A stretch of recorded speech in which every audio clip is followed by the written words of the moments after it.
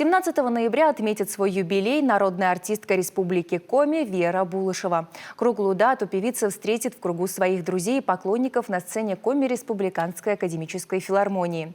Солистка выступит с новой концертной программой «Я люблю свою землю». Прозвучат русские народные песни и произведения коми-композиторов. На генеральной репетиции побывала Татьяна Супряткина.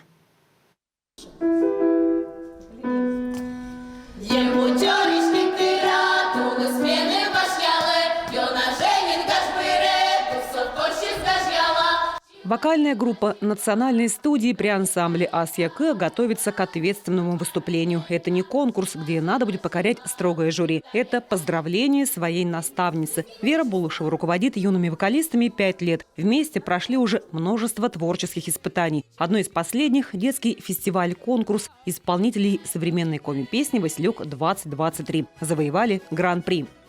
Мне максимально комфортно с этим человеком, и для себя я получила очень много чувств разных. То есть я люблю петь, мне это очень нравится, поэтому Вера Витальевна – это лучший человек, лучший преподаватель. Хотим попасть в АСЕК, дальше там работать.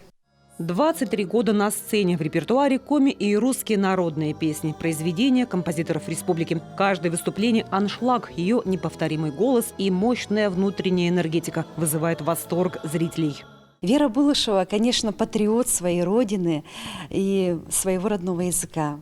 Это настоящая коми-ань, посвятившая всю свою жизнь песне и родному коми-краю. Вера каждый год старается радовать своего зрителя новыми сольными концертами. И она та артистка, которая идет всегда вперед, не останавливается на достигнутом и очень тщательно подходит к выбору репертуара. Простая сельская девочка из многодетной семьи. Сегодня поющий символ и бренд республики. Своим примером Вера Булышева вдохновляет будущих артистов. Она могла выступать на больших сценах, но выбрала родную республику. После учебы в Москве вернулась в Коми, и вот уже 20 лет солистка Коми Республиканской филармонии. Планы у каждого артиста, я думаю, что есть. Конечно, если нет планов, и работа стоит. Но я довольна тем, что я имею на сегодняшний день.